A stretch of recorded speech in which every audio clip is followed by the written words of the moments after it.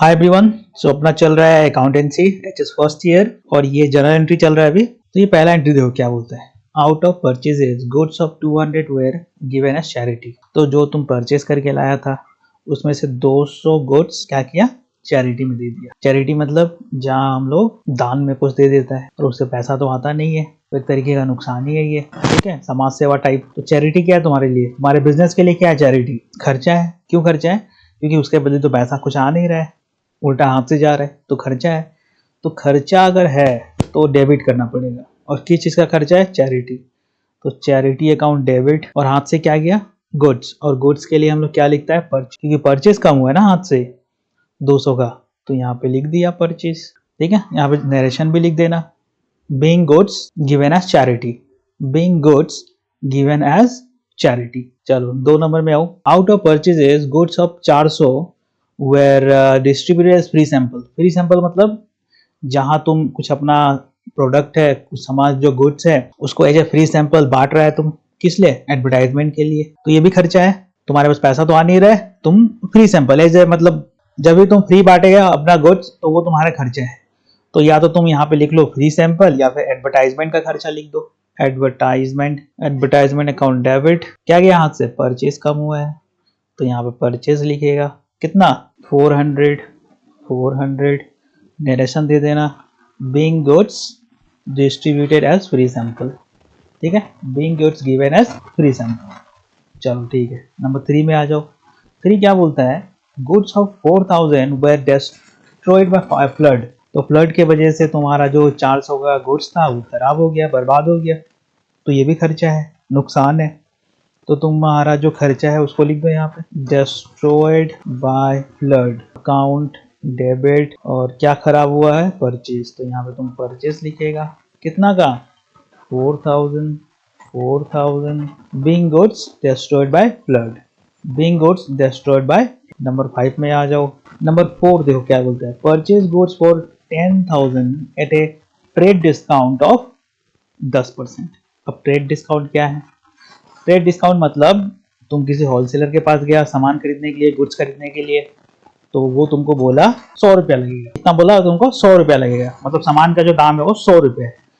तुम बोला 100 रुपया नहीं, ये काम करो वो 10% तुम हमको डिस्काउंट दे दो। ठीक है, 10% डिस्काउंट, इसका 90 रुपया तुम ले लो। तो अगर 100 रुपया तुमको वो बोला तो 100 रुपया का 10% कितना होता है? 10 रुपया। कैसे निकालता है परसेंटेज? ऐसे। ठीक है, ऐसे 10/100, नीचे में 100 लिखना होता है। तो ये सही है क्या?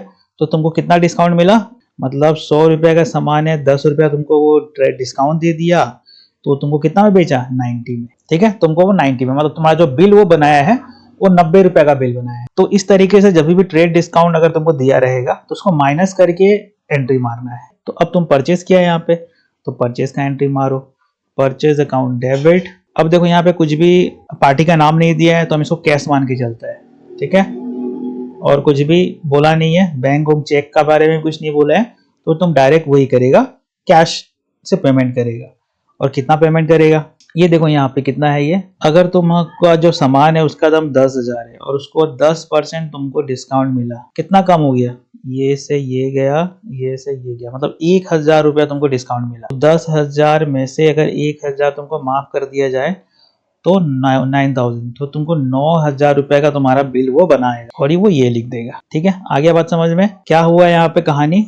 कहानी यहाँ पे ये है कि हम लोग परचेज किया और वो भी ट्रेड डिस्काउंट पे। और कितना का परचेज था यहाँ पे? 10,000। तो 10,000 का 10% होता है 1,000। तो 1,000 कम कर दो तो कितना पेमेंट करना पड़ेगा? 9,000। तो हम लोग लिखेगा purchase account debit to cash account. अब इसको देखो, purchase goods for 20,000 at a trade discount of 20%। तो फिर से परचेज किया है हम लोग। ठीक है, तो यहाँ पे लिखेगा तुम purchase account debit cash account. ठीक है, अब तुम देखो कि तुमको जो परचेज तुम किया है वो कितना का तुम पेमेंट करके है। तो 20,000 का सामान तुम खरीदा, उसमें तुमको 20% कितना होगा इसका? तो 2 0 गया, तो कितना बचा यहाँ पे? इंटू 20, तो 4,000 होगा। 4,000, तो तुमको 4,000 का डिस्काउंट मिला। तो 20 में से 4 गया, मतलब 16,000 रुपया का तुम पेमेंट करके आया है। तो यहाँ पे लिख देना बीइंग गुड्स परचेज्ड, बस डिस्काउंट लिखने की जरूरत नहीं है, बीइंग गुड्स परचेज्ड। बस अब तुम आ जाओ 6 नंबर में। क्या बोलता है देखो, purchase goods for 30,000 at a cash discount of 10%। तो हम लोग परचेज किया है, तो यहाँ पे हम परचेज लिखेगा, परचेज अकाउंट डेबिट। यहाँ पे देखो कैश डिस्काउंट है ये, और ये ट्रेड डिस्काउंट था। तो ट्रेड डिस्काउंट में हम लोग कुछ भी अलग से ट्रेड डिस्काउंट बोल के नहीं लिखता था, लेकिन कैश डिस्काउंट में तुमको लिखना पड़ेगा। अब इसमें देखो हुआ यहाँ पे क्या है कि 30,000 का सामान तुम खरीदा और वो तुम्हारा जो बिल है वो 30,000 का बना दिया। ठीक है, कितना का बिल बनाया? 30,000 का ही बनाया। तुम बोला कि ये काम करो, हमको 10% डिस्काउंट दो, हम अभी का भी पेमेंट कर देते हैं। तो उसको बोलते हैं कैश डिस्काउंट। मतलब तुम्हारा बिल बना और तुम अभी का भी पेमेंट कर रहा है, तो तुम्हारा जो होलसेलर है वो तुमको कुछ डिस्काउंट दे रहा है, तो उसको बोलता है कैश डिस्काउंट। 10%, तो 30,000 का 10% कितना होगा? 3,000 रुपया होगा। तो कितना रुपया पेमेंट किया तुम? 27। तो तुम यहाँ पे लिखेगा टू कैश अकाउंट, और यहाँ तुम लिखेगा टू डिस्काउंट रिसीव्ड अकाउंट। देखो बिल तो तुम्हारा 30,000 का ही था, लेकिन तुमको क्या मिल गया? तुमको मिल गया 3,000 का डिस्काउंट, और तुम उसको पैसा दे के आया 27,000, 27,000। बस ये काम करना है तुमको। तो ट्रेड डिस्काउंट वाले में अलग से उसका कोई कुछ दिखाना नहीं होता है था, बस माइनस करके हम लोग लिख देता है। जो माइनस करने के बाद में जो अमाउंट बना ना, उसी का बिल बनता है। लेकिन कैश डिस्काउंट में अलग है। इसमें क्या है कि 30,000 का बिल बन चुका है तुम्हारा। अब तुम बोला कि हमको कुछ डिस्काउंट दे दो, तो अपना सेलर को बोला अभी का भी तुम पेमेंट कर रहे हैं, तो तुम किया, तो तुमको 3,000 का डिस्काउंट मिल गया। तो अब ये जो 3,000 है ये तो दिखाना पड़ेगा, क्योंकि बिल तो 30,000 का है ना, क्योंकि 30,000 का तुम सामान खरीदा है, लेकिन तुम पेमेंट 27,000 ही किया, तो ये 3,000 तो अलग से कहीं दिखाना पड़ेगा। तो ये क्या हुआ? तुमको डिस्काउंट मिला, इसलिए हम यहाँ पे लिखा है डिस्काउंट रिसीव्ड। तो ये एक तरीके से तुम्हारे लिए फायदा है, इनकम है एक तरीके से। ठीक है, एक तरीके से तुम्हारे लिए गेन हुआ गया, फायदा हो गया। तो बस इतना याद रखना, जब भी लॉस होता है ना, लॉस को डेबिट करना होता है, और कुछ भी अगर फायदा है, गेन है, प्रॉफिट है, तो उसको हम लोगों को क्रेडिट करना होता है। तो ये जो डिस्काउंट रिसीव्ड है ये तुम्हारे लिए क्या है? मतलब बायर के लिए, हमारे लिए ये तो फायदा है, तो इसको हम लोग क्रेडिट करेगा। आ गया बात समझ में? चलो आगे देखो, आगे क्या लिखा हुआ है। आगे लिखा हुआ है कि purchase goods for 50,000 at trade discount 20% and cash discount 10%। तो इसमें दोनों आ गया। तो पहले तो तुम देखो क्या करी। अब देखो पहले यहाँ पे बात क्या हुआ है, पहले तुम सामान खरीदने गया और वो तुमको बोला कि 50,000 रुपया पड़ेगा, और फिर वो तुमको तुरंत 20% डिस्काउंट दे दिया। तो 50,000 का अगर हम लोग 20% निकाले, 500 इंटू 20 यानी 10,000 होगा। 10,000, तो 10,000 तो तुम्हारा माफ हो गया पहले ही। 10,000 पहले तुमको डिस्काउंट मिल गया। क्या डिस्काउंट? Trade discount. तो सामान कितना का बिल बना? 40,000 का। ठीक है, तुम्हारा जो बिल बना है वो 40,000 का है। अब तुम्हारा जो सेलर है, जो होलसेलर है, वो तुमको 10% और डिस्काउंट दे दिया। कौन सा डिस्काउंट? Cash discount.